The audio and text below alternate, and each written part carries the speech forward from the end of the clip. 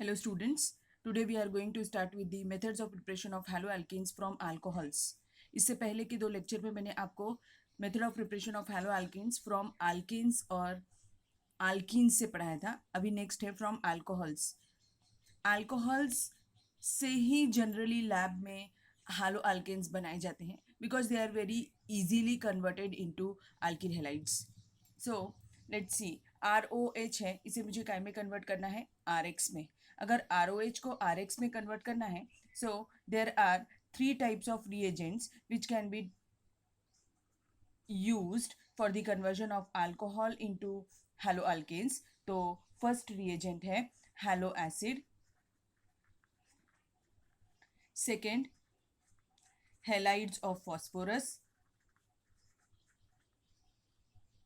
और third from thionyl chloride. एक एक करके हम शुरू करेंगे. So first from hello acids देख लेते हैं.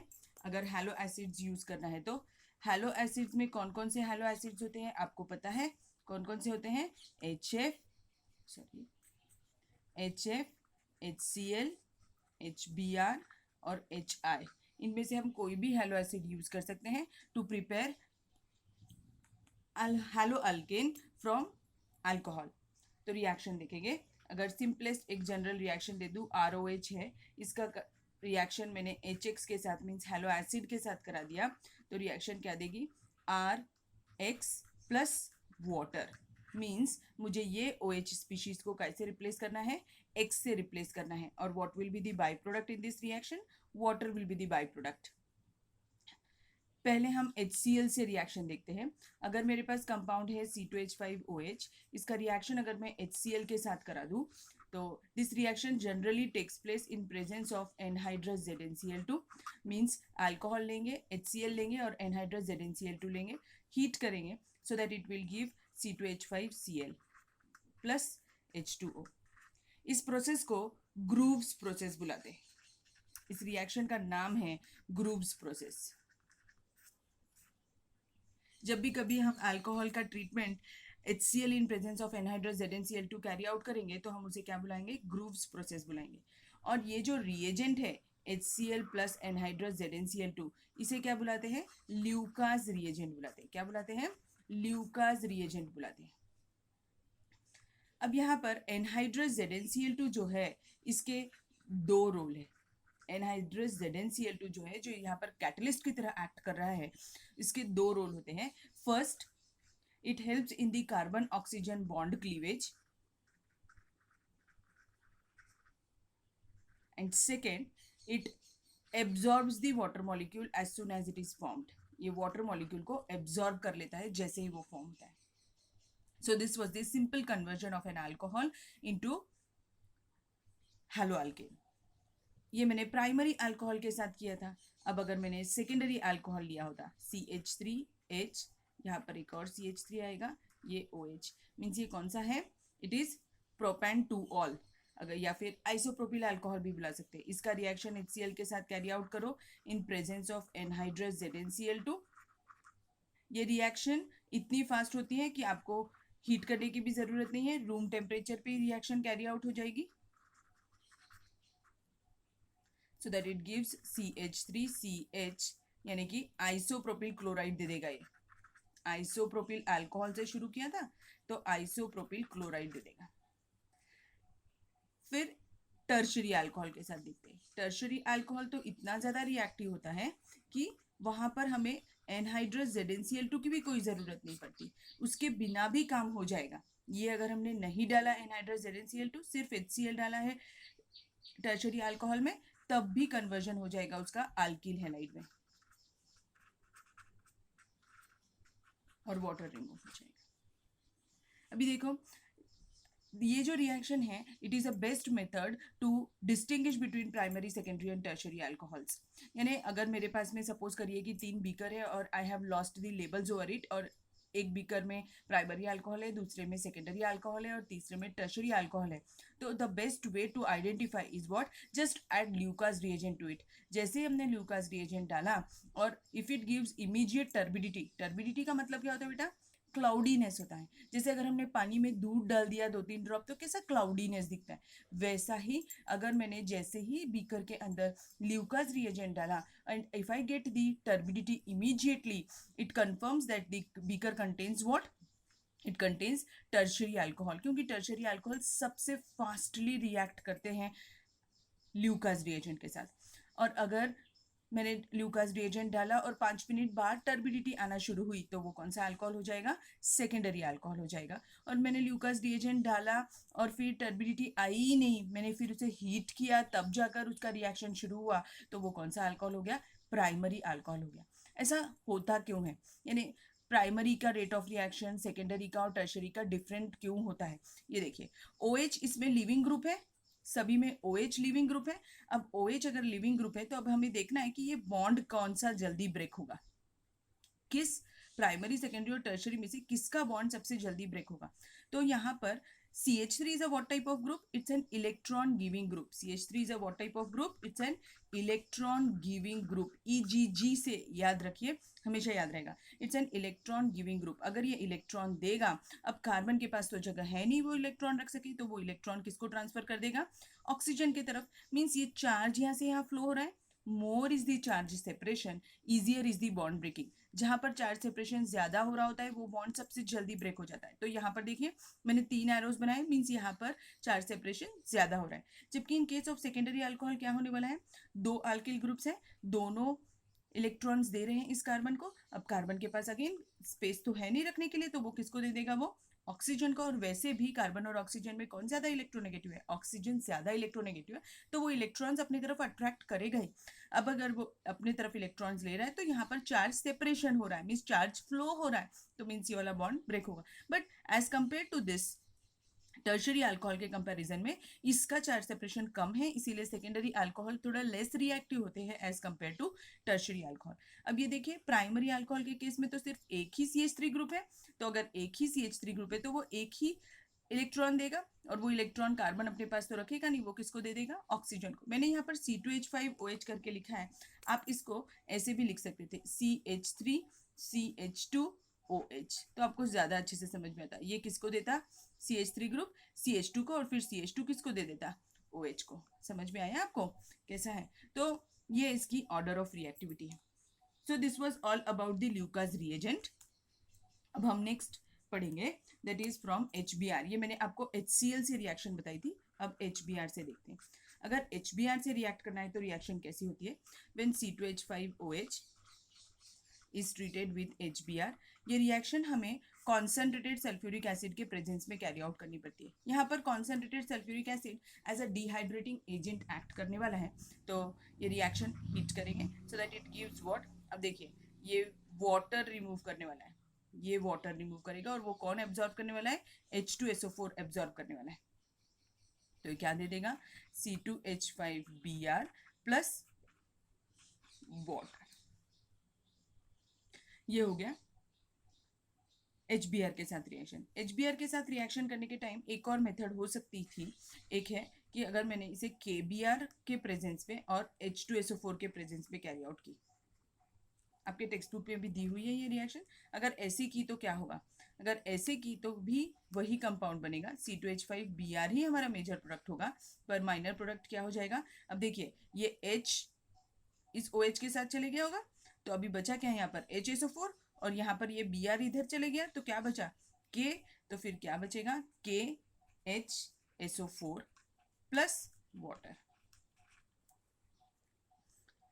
समझा, तो ये हो गया HBr के साथ रिएक्शन। अब HI के साथ देखते हैं। अगर HI के साथ मुझे रिएक्शन कैरी आउट करनी है तो कैसे करेंगे, C2H5OH प्लस HI ले लेंगे और हीट कर दीजिए। जैसे ही आप हीट करेंगे ये वाटर मॉलिक्यूल रिमूव हो जाएगा और कंपाउंड क्या बना देगा, C2H5I plus water.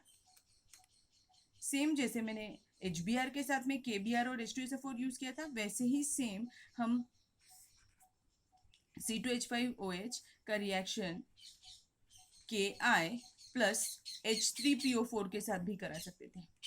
Ki plus H3PO4 के साथ कराएंगे तो रिएक्शन कैसी चलेगी, C2H5 अगेन ये जो OH है वो H ले लेगा, H के साथ में लेके वाटर मॉलिक्यूल रिमूव कर देगा, I इसके पास चले जाएगा, मीन C2H5 I बन जाएगा, प्लस एक क्या बचा अभी, K बचा।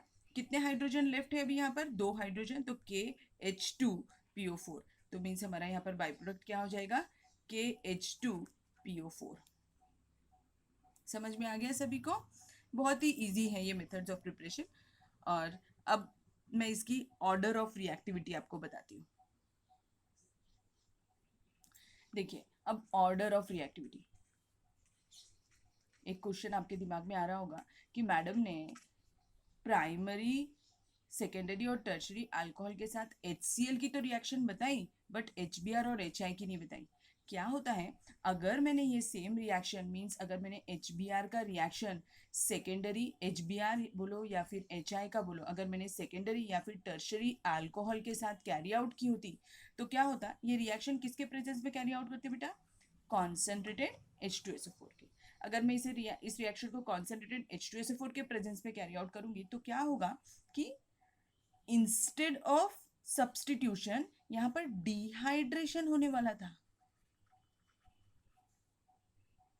तो डिहाइड्रेट हो जाता। इसीलिए हम कभी भी सेकेंडरी और टर्शरी अल्कोहल का रिएक्शन HBr और HI in presence of concentrated sulphuric acid नहीं कैरी आउट करते, हम सिर्फ प्राइमरी अल्कोहल्स का ही कन्वर्जन HBr और HI के साथ करते हैं हैलो अल्केन में।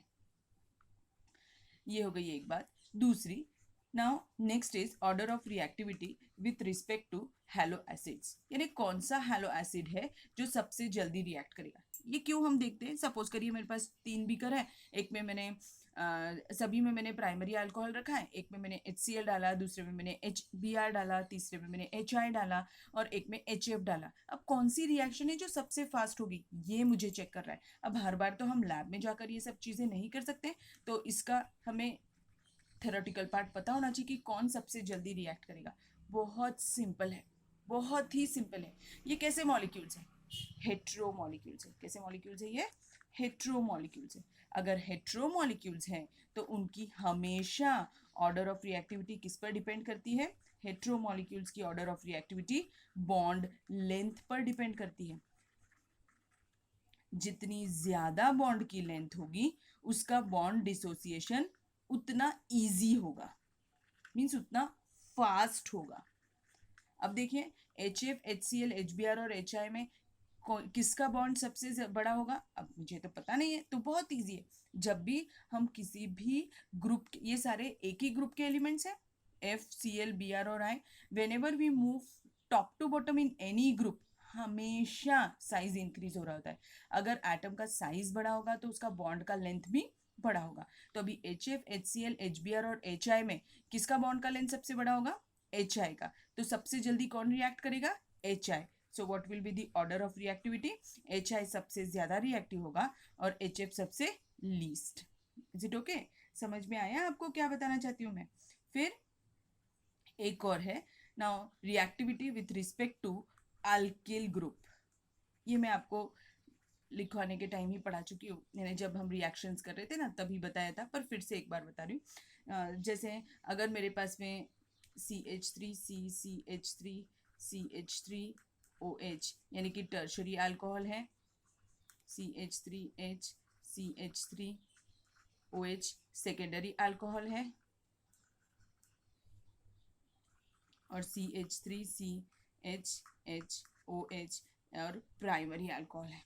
इनमें से सबसे जल्दी कौन रिएक्ट करेगा, तो प्राइमरी, सेकेंडरी और टर्शियरी में अभी बताया था मैंने, जितने ज़्यादा इलेक्ट्रॉन गिविंग ग्रुप होते हैं, जितने ज़्यादा इलेक्ट्रॉन गिविंग ग्रुप होते हैं, बॉन्ड डिसोसिएट उतना ज़्यादा चार्ज फ्लो होता है, सॉरी उतना ज़्यादा क्या होता है, चार्ज फ्लो होता है, मीन्स चार्ज सेपरेशन होता है। जितना ज़्यादा चार्ज सेपरेशन होगा उतना जल्दी बॉन्ड की ब्रेकिंग होगी। ठीक, तो अभी क्या हो जाएगा, देखिए इसमें सिर्फ एक ही CH3 ग्रुप था, यहाँ पर 2 CH3 ग्रुप है और यहाँ पर 3 CH3 ग्रुप है। तो कौन सबसे जल्दी रिएक्ट करेगा, टर्शरी सबसे जल्दी रिएक्ट करेगा और प्राइमरी सबसे least. So this was the order of reactivity. हम इसे ऐसा भी समझ सकते हैं, जो मैंने चार्ज फ्लो बताया आप उसे पोलैरिटी से भी रिलेट कर सकते हैं। जितनी ज़्यादा बॉन्ड की पोलैरिटी होती है उस बॉन्ड को ब्रेक करना उतना ईजी होता है, ऐसा भी आप समझ सकते हैं। अब देखते हैं from next reagent that is halides of phosphorus. Alcohols का conversion into haloalkanes by using halides of phosphorus. सबसे पहली चीज तो हमें ये देखना है कि फॉस्फोरस कितने टाइप के हैलाइड बनाता है भाई। वो कितने टाइप के हैलाइड्स बनाता है? 2 टाइप्स के हैलाइड्स बनाता है। एक होता है ट्राई हैलाइड्स, फॉस्फोरस के ट्राई हैलाइड्स, और दूसरे होते हैं फॉस्फोरस के पेंटा हैलाइड्स। अब फॉस्फोरस के ट्राई हैलाइड्स कौन कौन से हो सकते हैं देखिए, PCl3, PBr3 और PI3। इसमें से PCl3 सबसे ज़्यादा स्टेबल होता है, फिर PBr3 लेस स्टेबल होता है, और PI3 जो है वो लीस्ट स्टेबल होता है।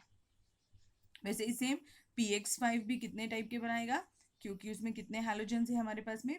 हम फ्लोरीन का केस कंसीडर ही नहीं करते, क्योंकि फ्लोरीन बहुत स्ट्रॉन्ग ऑक्सीडाइजिंग एजेंट होता है, बहुत वॉयलेंट रिएक्शंस देता है, इसलिए हम वो रिएक्शंस पढ़ते ही नहीं है, और लैब में भी बहुत रेयरली कैरी आउट करते हैं। अगर किया भी लैब में फ्लोरीन कंटेनिंग कंपाउंड से रिएक्शन, तो बहुत सारे प्रिकॉशंस लेने पड़ते हैं। सो PCl5, PBr5 और PI5 ऐसा। इसमें से PCl5 सबसे ज्यादा स्टेबल होता है, PBr5 तो स्टेबल ही नहीं हो, ये एग्जिस्ट ही नहीं करता, डज नॉट एग्जिस्ट, और PI5 भी डज नॉट एग्जिस्ट।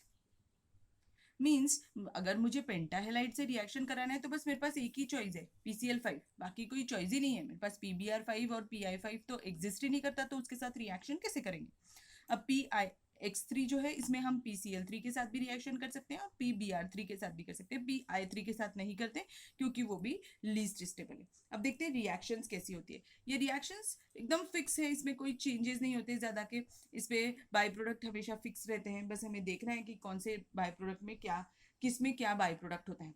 अगर मैंने एक अल्कोहल ले लिया, मीन C2H5OH ले लिया, इसका रिएक्शन मैंने PCl3 के साथ करा दिया। अगर मैं PCl3 के साथ रिएक्शन करा रही हूँ on heating, it gives what. अब मुझे क्या करना था, मुझे तो हेलो एल्केन बनाना था, मीन C2H5OH में से OH को हटाना है और वहाँ पर क्या ऐड करना है, मुझे क्लोरीन ऐड करना है। तो अब कैसे हो जाएगा, C2H5Cl प्लस, अब कुछ तो बाई प्रोडक्ट मिलेगा यहाँ पर।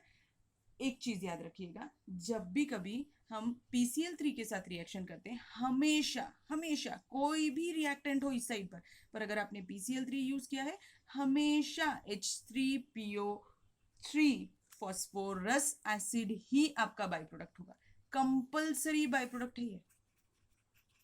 आप कोई भी रिएक्टेंट ले लीजिए,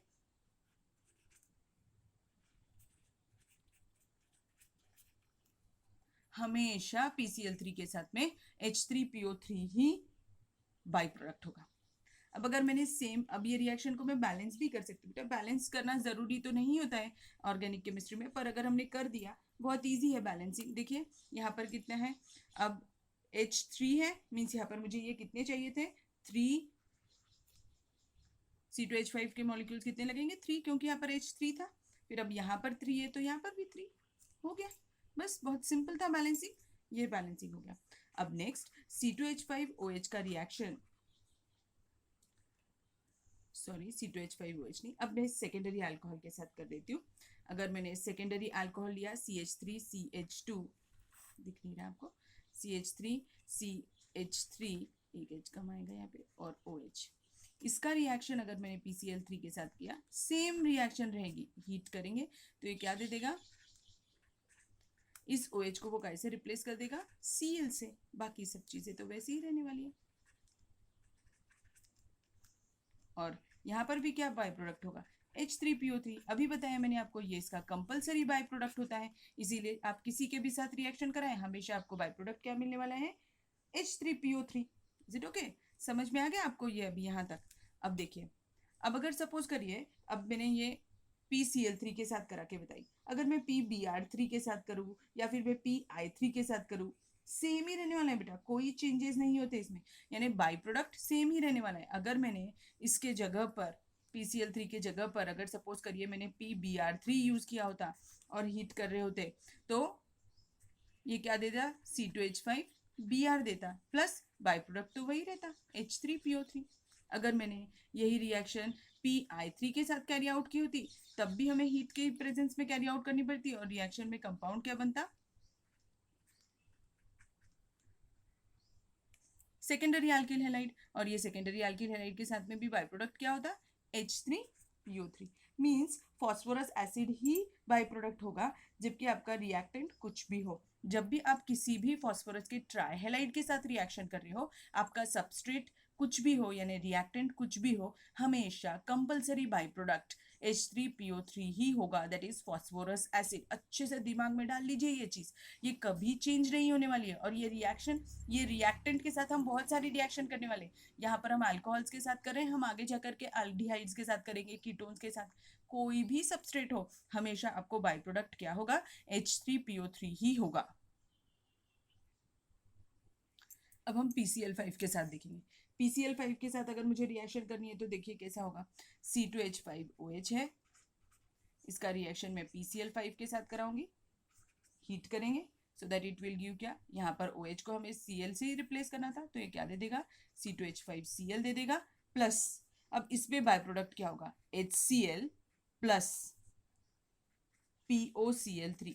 हमेशा कंपलसरी बाय प्रोडक्ट यहाँ पर HCl और POCl3 होगा। POCl3 क्या है, phosphorus oxy chloride, phosphorus oxy chloride. वहां पर क्या बाई प्रोडक्ट था, फॉस्फोरस एसिड था, यहाँ पर क्या है, फॉस्फोरस ऑक्सी क्लोराइड।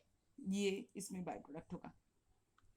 अब अगर मैंने PCl5 का रिएक्शन सपोज करिए सेकेंडरी अल्कोहल के साथ कर दिया, तब भी वही होने वाला है, सेम बाई प्रोडक्ट चेंज नहीं होगा, इसका कंपलसरी बाई प्रोडक्ट है। ये सेकेंडरी अल्कोहल है, अगर सेकेंडरी अल्कोहल का रिएक्शन मैंने PCl5 के साथ कर दिया और हीट किया तो ये क्या दे देगा, H, यहाँ पर C, यहाँ पर Cl। मीन्स कौन सा अल्किल हैलाइड दे देगा, सेकेंडरी अल्किल हैलाइड दे देगा, बट बाई प्रोडक्ट तो सेम ही रहने वाले हैं। क्या बाई प्रोडक्ट होंगे, HCl plus POCl3।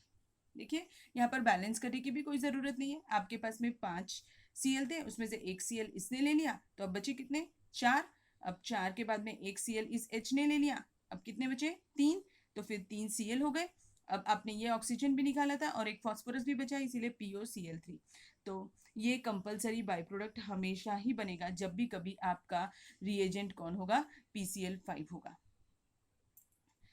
So this was all about from phosphorus, halides of phosphorus, उससे हमने ये मेथड ऑफ प्रिपरेशन पढ़ ली। अब जो हमारी एक और मेथड रह गई है वो है अल्कोहल का conversion using thionyl chloride into haloalkane. अब ये कैसे करते हैं, इस मेथड का एक और नाम है, जब भी कभी हम थायोनिल क्लोराइड के साथ में रिएक्शन करते हैं तो उसे हम डार्जेंस मेथड भी बुलाते हैं।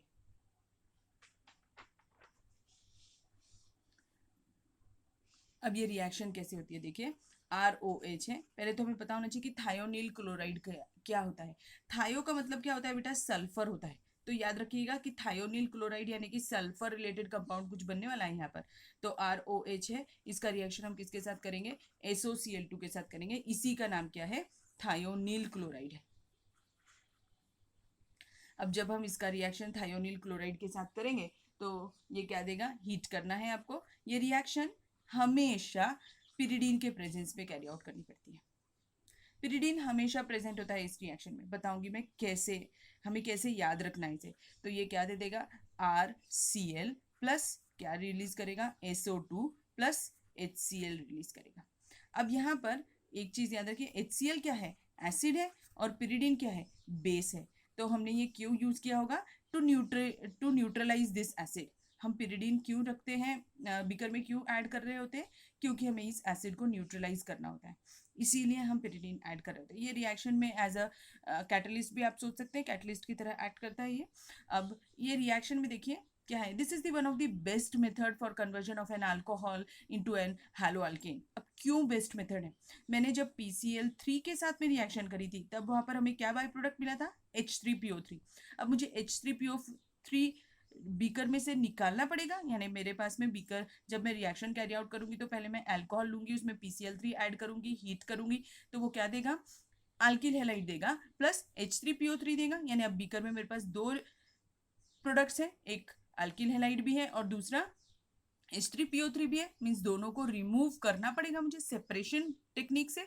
अब वैसे ही सेम अगर मैंने PCl5 लिया है तब भी यहाँ पर मुझे क्या मिल रहा है, अल्किल हैलाइड तो मिल रहा है पर उसके साथ में HCl भी मिल रहा है और POCl3 भी मिल रहा है, मीन्स मुझे ये तीनों को भी सेपरेट करना होगा। बट थायोनिल क्लोराइड बेस्ट क्यों है, क्योंकि जैसे ही थायोनिल क्लोराइड के साथ अल्कोहल का रिएक्शन करेंगे तो वो क्या देगा, हैलो अल्केन देगा, और हैलो अल्केन के साथ में क्या बाय प्रोडक्ट मिल रहा है, SO2 और HCl, ये दोनों ही गैसियस स्टेट में होते हैं, मीन्स ये बीकर में से वैसे ही निकल जाएंगे, मीन्स मुझे कुछ भी सेपरेशन नहीं करना पड़ेगा। That's why using conversion of alcohol using thionyl chloride is the best method to convert an alcohol into an haloalkane। आ गई आपको बात समझ में, यहाँ तक आपको समझ में आया? तो बहुत ही इजी है, मैंने आपको बहुत इजी वे से पढ़ाने की कोशिश की है। पहला मैंने अल्कोहल्स को कन्वर्जन हैलो एसिड से करने के लिए बताया था, हैलो एसिड हमने रिएजेंट लिया था। दूसरे बार में हमने PCl हैलाइड्स ऑफ फास्फोरस लिए, और थर्ड वाला जो था उसमें क्या लिया, थायोनिल क्लोराइड लिया। होप सो आपको समझ में आया होगा। फिर भी अगर आपको कोई क्वेरी होगी तो आप पूछ सकते हैं। Thank you.